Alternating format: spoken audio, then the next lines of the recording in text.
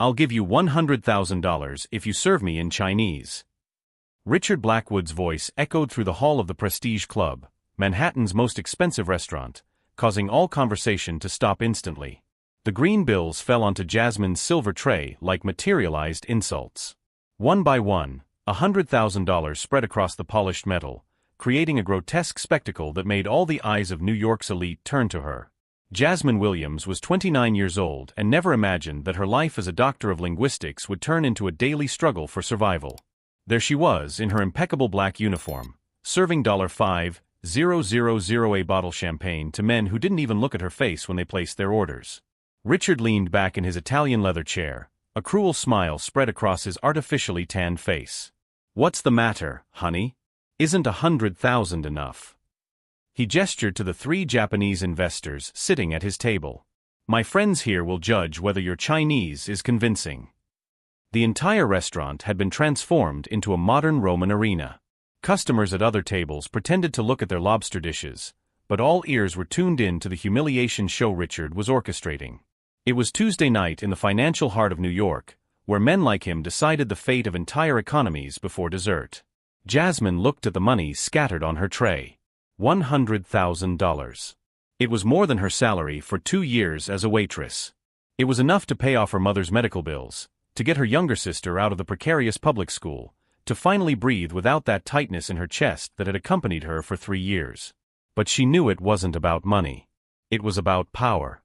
It was about Richard Blackwood, a 52-year-old real estate mogul, proving to important investors that he was in control, that he could humiliate a simple black waitress just because he could. "You know what's best," Richard continued, clapping his hands slowly in mock applause. "If you fail, you'll have to apologize here in front of everyone for wasting our time. Because I bet my fortune you don't even know how to say thank you in Chinese." The Japanese investors' laughter was awkward, forced. One of them, an older man with gold-rimmed glasses, frowned with visible discomfort. Jasmine took a deep breath.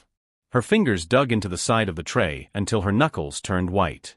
For a brief moment, she thought about her old life, when she was Dr. Jasmine Williams, when she gave lectures at international universities, when her name was synonymous with academic excellence. 3 years ago, everything had fallen apart when her mother was diagnosed with cancer. The medical bills, the bankruptcy, the loss of everything. Now she was here, being humiliated by a man who probably didn't even know how to conjugate a verb in English correctly. "I accept," she said, and her voice came out firmer than she had expected. Richard's smile faltered for a split second. "What's that?" "I accept your proposal, Mr. Blackwood. I will serve you in Chinese, and when I'm done, you will pay me the $100,000 here in front of everyone." While everyone mocked the waitress who dared to accept the impossible challenge, her eyes revealed a serenity that only exists in those who have weathered much worse storms and kept secrets too powerful to be revealed before the right time. If this story of prejudice and reversal has you hooked, don't forget to subscribe to the channel, because what happened next is something no one will ever forget. Richard clapped slowly, the sound echoing through the room like gunshots. "Perfect. Then let's make this more interesting."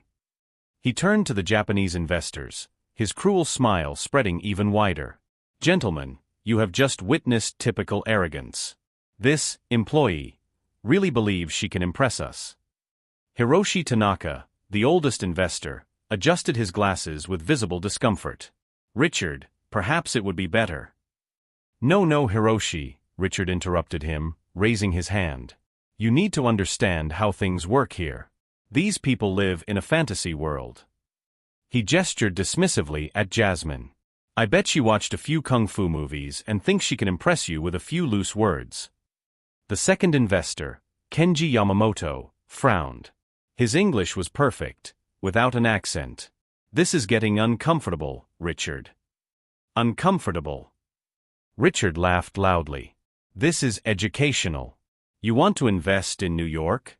You need to understand the reality." He pointed at Jasmine. "This woman probably didn't even finish high school. She works here because she's good for nothing else." Jasmine remained motionless, but inside, memories transported her back 3 years, when her life had meaning. Dr. Jasmine Williams, full professor of computational linguistics at Columbia University, specialist in natural language processing, fluent in 9 languages, international speaker sought after by large corporations. Everything changed with a phone call in the middle of the night. Your mother had a stroke. It's serious. Dorothy Williams, 58, Jasmine's only family, was in a coma. The medical bills started as a trickle and became an avalanche. Health insurance denied, experimental procedures not covered, intensive therapies. Jasmine sold everything: her Manhattan apartment, her car, her jewelry, even her collection of rare books. She took a leave of absence from the university, then a sabbatical, then simply couldn't go back. When Dorothy finally woke up after 6 months, she was different. She needed 24-hour care, physical therapy, expensive medications. Insurance had limits. Did Jasmine have a choice? The medical debt reached $800,000. She declared bankruptcy. The university filled her position. Colleagues stopped returning her calls. Friends disappeared when they realized she was no longer useful to their careers. Do you know what the problem is with you people? Richard continued, now completely drunk on his own power. You always want more than you deserve. Always trying to be something you're not. Jasmine blinked, returning to the present. She watched Richard gesticulate dramatically, unaware that he was about to face someone with a PhD in applied linguistics from MIT, specializing in Chinese dialectology, who had given masterclasses on Mandarin tonal variations to crowded graduate classes. Do you know how many languages I speak? Richard asked the investors rhetorically. English and money. And that's all that matters in the real world. Yasuki Sato, the third investor, who had remained silent, finally spoke up. His English had a slight accent, but it was precise. Maybe we should give her a real chance too. A real chance, Richard laughed. Yasuki, you're too kind. But look at her. Really look. He pointed at Jasmine with disdain. This woman carries trays for a living. She can probably barely afford rent for a one-room apartment in the Bronx. He wasn't wrong. Jasmine shared a tiny apartment with 3 other people, worked 2 jobs, waitress at the Prestige Club at night, caregiver at a clinic during the day. She slept 5 hours a night when she was lucky. Every penny went to her mother's medication, physical therapy, basic survival expenses.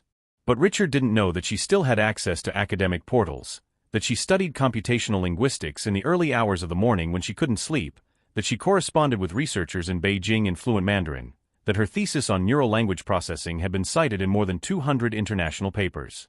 Let's establish the rules clearly, Richard announced, clearly enjoying himself. If she can make a convincing order in Chinese, not single words, but a complete presentation of the menu with detailed explanations, I'll pay the 100,000. Hiroshi tried again. Richard, this really isn't necessary. But, Richard continued, completely ignoring the objection, when she fails, and she will fail spectacularly, she will kneel right here and apologize to every person in this restaurant for wasting our time. A heavy silence fell over the hall. Even the waiters stopped moving. Customers at other tables had turned completely to watch the spectacle. And what's more, Richard couldn't stop, she'll publicly admit that she tried to deceive us, that she's nothing but a desperate imposter craving attention. Yasuki shook his head, visibly disturbed. This isn't right. It's absolutely right. Richard slammed his fist on the table, making the glasses rattle. You want to do business with me? You need to understand how I operate.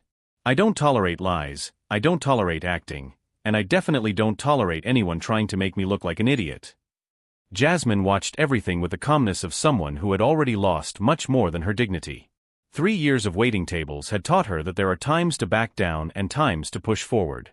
This was a time to push forward. I accept all conditions, she said calmly. All. Richard laughed incredulously. Even kneeling and apologizing when you fail? Even that. And publicly admitting that you're an imposter? If I fail, yes.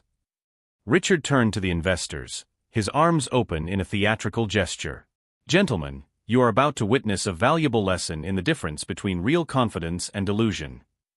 He had no idea that every cruel word that came out of his mouth was feeding a force that was growing in the silence, a determination forged by 3 years of humiliation that was about to find its outlet in the most devastating way possible. As everyone present settled in to watch what they thought would be yet another display of power over the vulnerable, no one noticed the almost imperceptible glimmer of satisfaction that passed through Jasmine's eyes, the look of someone who had finally found the perfect opportunity to show that some battles are won long before they are fought. "Very well, then let's begin this spectacle," Richard announced, clapping his hands like a circus director. "But first, I need to make sure there's no cheating." He gestured to a nearby waiter. "Bring the special Chinese menu. The one we use for investors from Shanghai." The waiter hesitated. "Mr. Blackwood, that menu has over 40 different dishes, with very specific technical descriptions." "Perfect." Richard laughed loudly. "If our language expert really knows Chinese, she won't have any trouble with a few technical details, right?" Hiroshi Tanaka shifted uncomfortably in his chair. "Richard, this is becoming cruel. Maybe we should." "Cruel?" Richard interrupted him. "Hiroshi, you don't understand. This is pedagogy. These people need to learn their limits." He pointed at Jasmine. "Look at her. She still maintains that arrogant pose. She still believes she can fool us." What Richard didn't know was that, at that very moment, Jasmine was mentally reviewing her doctoral thesis on dialectal variations in contemporary Mandarin.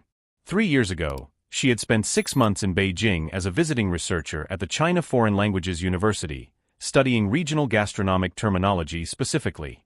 Her advisor, Professor Chen Wei-ming, had been extremely strict. "Doctoral candidate Williams," he would often say in Mandarin, "if you can't explain a Sichuan dish using the correct Beijing tones, how do you expect to translate trade agreements for multinational corporations?" Jasmine had cried with frustration many nights in that small apartment in Beijing, memorizing not only vocabulary but cultural subtleties, regional variations, culinary slang that only native chefs knew. She had presented her research in fluent Mandarin to a panel of Chinese professors, who questioned her for 2 hours straight without a single word of English. "While we wait for the menu," Richard continued, clearly amused, "how about she tells us a little about her experience with languages?" He made air quotes with disdain. "Where exactly did you learn Chinese?" "Watching movies with subtitles." Yasuki Sato, who had remained relatively quiet, finally spoke up. "Richard, may I ask a question?" His English was precise, formal. "Why is this so important to you?" "Because," Richard leaned back in his chair, "you are considering investing $200 million with me. You need to understand how I operate, how I identify people who try to pass themselves off as something they are not." He gestured dramatically. "This woman is clearly lying about her abilities. And if I can't spot such an obvious lie, how can you trust my judgment for investments?" Kenji Yamamoto shook his head. "That doesn't make any sense, Richard. Even if she doesn't know Chinese, that has nothing to do with her business competence." "It does." Richard slammed his fist on the table. "It's about integrity, about honesty, about not tolerating people who try to deceive me." What none of them realized was that while Richard was speaking, Jasmine was observing every detail. In the last 6 months of serving at the Prestige Club, she had developed a peculiar skill: reading people. Especially powerful and arrogant people. Richard Blackwood was an open book to anyone who knew the right pages.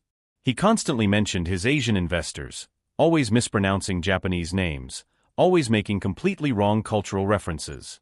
Last week, she had served a table where he tried to impress Korean clients by talking about ancient Chinese traditions.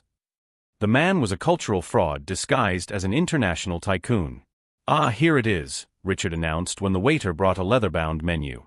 "Special menu, straight from our chefs in Shanghai. 43 dishes, each with a full technical description." He opened the menu and his expression changed slightly. For a second, he seemed less confident. "Well, there are a lot of characters here," he muttered. Hiroshi leaned over to see. "Can I take a look?" No. Richard quickly closed the menu. "She needs to do this on her own, without help." He handed the menu to Jasmine. "Come on, expert. Describe 5 different dishes. In Chinese. In detail." Jasmine took the menu, opened it to the first page, and almost smiled. It was exactly the kind of menu she had studied exhaustively in Beijing. She immediately recognized several Sichuan specialties that she had not only studied but prepared during her cultural immersion classes. "Can I choose which dishes?" she asked calmly. "Of course," Richard laughed. "Choose the easiest ones if you want. You're going to fail anyway." What Richard couldn't imagine was that, at that moment, Jasmine was mentally leafing through her memory for the presentation she had given at Beijing University on the evolution of gastronomic terminology in contemporary Mandarin. She had defended that presentation to an audience of 200 people, including food critics and renowned chefs. "Before I begin," Jasmine said, looking directly at Hiroshi, "I would like to confirm something with you gentlemen. Are you fluent in Mandarin?" Hiroshi blinked in surprise. "I speak a little, but—" "What about you, Mr. Yamamoto?" Kenji shook his head. "Just the basics. Why do you ask?" Richard laughed loudly. "See? You're already making excuses. Oh, you guys won't understand anyway," he mimicked a childish voice. "Pathetic." "Actually," Jasmine continued calmly, "I asked because I want to make sure there will be at least one person qualified to evaluate my pronunciation, intonation, and correct use of tones." Yasuki Sato sat up straight in his chair. "I'm fluent," he said slowly. "I was born in Osaka, but I lived in Taiwan for 10 years. My Mandarin is adequate." Richard hesitated for the first time. Well, that's, of course, perfect. But inside, he was beginning to feel a twinge of nervousness. Until that moment, Jasmine's unshakable confidence had been merely irritating. Now it was starting to seem genuine. "There's one more thing," Jasmine continued. "You mentioned that this is about integrity and honesty. May I suggest we make it more interesting?" "How so?" Richard asked, his voice slightly less confident. "If I can not only describe 5 dishes in Mandarin, but also explain their regional origins, preparation techniques, and cultural significance, you double the bet to $200,000. The silence that followed was absolute. Even the waiters stopped moving. "And if I fail," Jasmine continued, "in addition to kneeling and apologizing, I'll work for free at this restaurant for an entire month." Richard stared at her. For a moment, he seemed to want to refuse. But with all eyes on him, especially those of the Japanese investors, he couldn't appear cowardly. $200,000, he repeated slowly. "That's right. And you work for free for a month if you fail." "Correct." Hiroshi tried to intervene one last time. "This has gone too far." "I accept," Richard announced, extending his hand to Jasmine. $200,000 if you succeed. A month of slave labor if you fail." Jasmine shook his hand firmly. "Deal." What she didn't say, what she kept carefully hidden behind that serene expression, was that 3 years ago she had been invited by the Chinese ambassador to the United States to a dinner where she simultaneously translated diplomatic speeches on international gastronomic cooperation. What she didn't mention was that her thesis had been published by Cambridge University Press under the title Linguistic Bridges: How Food Vocabulary Reflects Cultural Evolution in Modern Mandarin. What she didn't reveal was that, for 6 months straight, she had dined with Chinese families in Beijing, discussing ancestral recipes and dialects that not even all natives mastered. As Richard prepared to witness what he believed to be the ultimate humiliation of a mere waitress, Jasmine took a deep breath and prepared to show the difference between arrogance based on privilege and confidence built on real knowledge. The menu was open before her. The investors leaned forward. The entire restaurant held its breath. And then, with all the calm of someone who had faced Chinese academic panels that would make Richard Blackwood cry with intimidation, Jasmine began to speak in Mandarin so perfect and fluent that even Yasuki Sato's eyes widened in surprise. At that moment, as the first words came out of her mouth with the precision of someone who had spent years studying not only the language but the cultural soul behind each syllable, it became clear that this would not just be a lesson in languages, it would be a masterclass in how true competence always finds a way to reveal itself, especially when underestimated by those who confuse money with intelligence. "Good evening, gentlemen. Allow me to introduce our special selection for tonight," Jasmine said in Mandarin, her pronunciation so perfect that Yasuki Sato immediately sat up straight in his chair, his eyes wide. It wasn't just fluency. It was academic, formal Mandarin, with precise tones that demonstrated years of intensive study. Jasmine continued, her voice flowing like music. "We will begin with authentic Sichuan mapo tofu, prepared with 2-year-aged Pixian chili peppers, following the traditional technique of Master Chen of Chengdu," she explained in Mandarin. Richard blinked in confusion. "Wait, is that real Chinese?" Yasuki raised his hand, asking for silence, completely mesmerized. Jasmine continued, "This dish represents the culinary philosophy of balancing mala, the numbness of Sichuan pepper with the heat of red chilies. The silky texture of tofu symbolizes the harmony between simplicity and complexity, she said in perfect Mandarin. My God, Yasuki muttered in English, looking at the other investors. She's not just speaking Mandarin. She's explaining gastronomic philosophy with vocabulary that not even all Chinese people know. Richard's face began to pale. That has to be a trick. Jasmine turned to him and, for the first time that evening, smiled. Would you like me to continue in Beijing dialect, Hong Kong Cantonese, or perhaps Taiwanese Mandarin, Mr. Blackwood? She asked calmly in English. What do you mean by different dialects? Richard stammered. Well, Jasmine replied, and then began to speak in fluent Cantonese. In Hong Kong, we would present this same dish with a different cultural approach, emphasizing the traditions of Qing dynasty tea houses, she explained in Cantonese. Yasuki slammed his hand on the table. Perfect Cantonese. Authentic Hong Kong accent. Richard was visibly desperate now. Who the hell are you? Jasmine paused, looked at him with devastating calm and replied, I am Dr. Jasmine Williams, Ph.D. in computational linguistics from Columbia University, specializing in natural language processing, fluent in 9 languages, former full professor, visiting researcher at Beijing Foreign Studies University, author of Linguistic Bridges. How Food Vocabulary Reflects Cultural Evolution in Modern Mandarin, published by Cambridge University Press. The silence that followed was absolute. I worked as a simultaneous translator for the UN, for embassies, for international conferences. 3 years ago, I gave up everything to take care of my mother when she had a stroke. The medical bills bankrupted me. Her voice did not waver once. Hiroshi was speechless. You're a real doctor?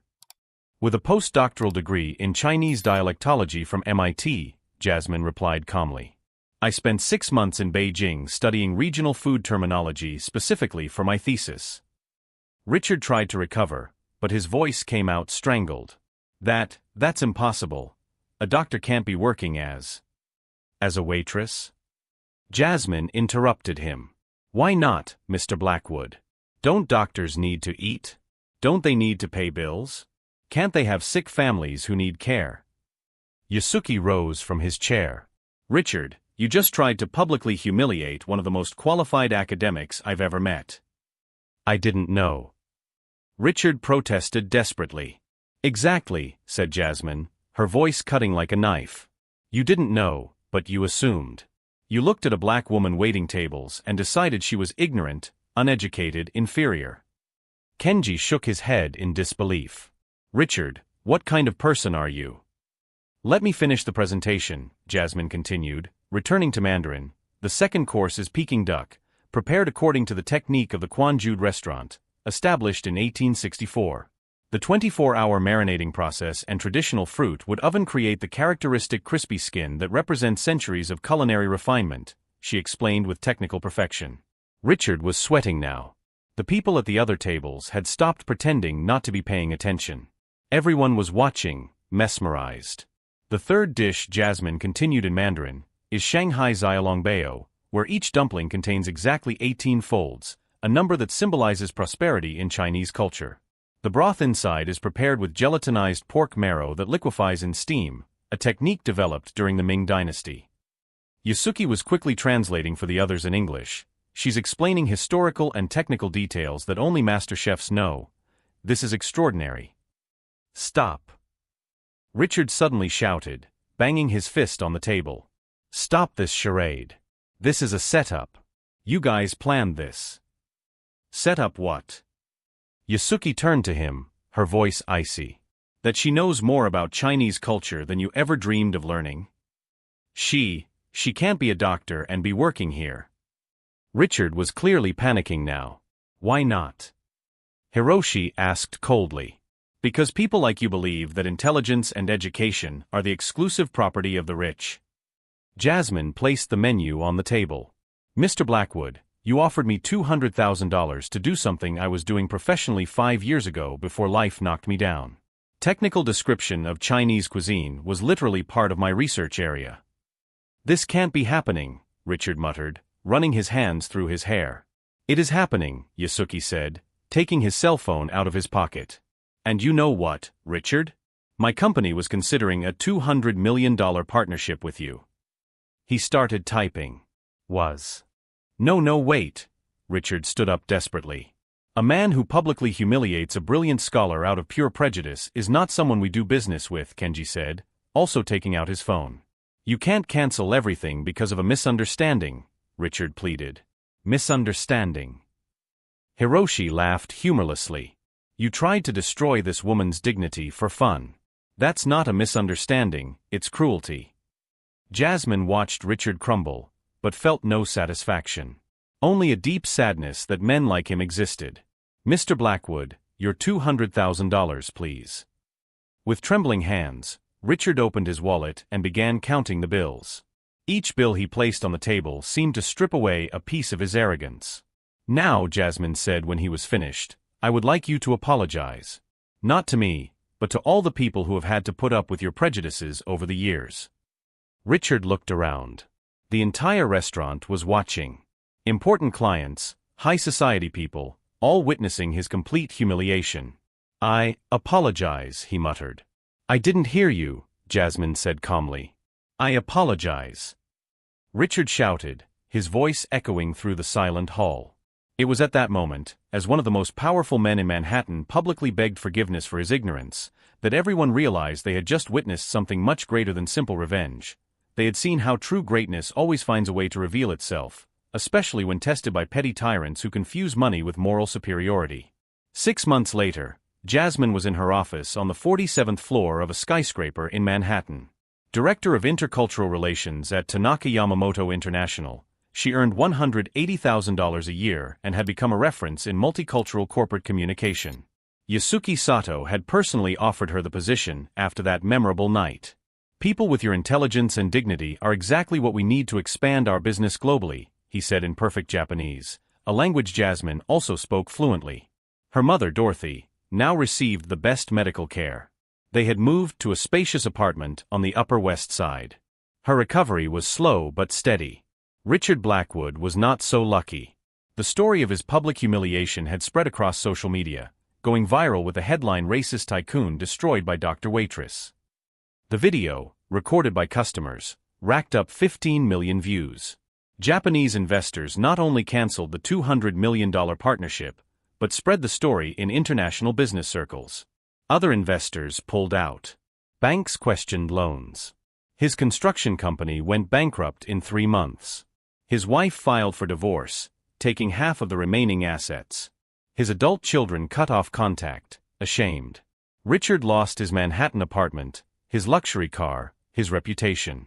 He tried to belittle me because he believed his money made him superior, Jasmine reflected during a lecture at Columbia University, where she had returned as a guest lecturer. But he discovered that intelligence, dignity, and competence cannot be bought in a store. In the audience, students gave her a standing ovation. Some cried, inspired by her journey of overcoming adversity. Richard now works as a salesman at a car dealership in Queens, earning minimum wage. He sometimes recognizes Jasmine on the business news, always as a respected expert on TV shows. Jasmine learned that the best revenge is not to destroy those who hurt you, it is to build something so great that their pettiness becomes irrelevant. She turned years of humiliation into fuel for a success that no prejudiced person could have imagined. Life tried to silence her, but she responded with excellence. Racism tried to limit her, but she expanded beyond any boundaries. Arrogance tried to humiliate her, but she rose above all expectations. If this story of overcoming adversity has touched you, subscribe to the channel for more stories that prove that our greatness is not measured by skin color, origin, or current circumstances, but by the strength to never accept being less than who we really are.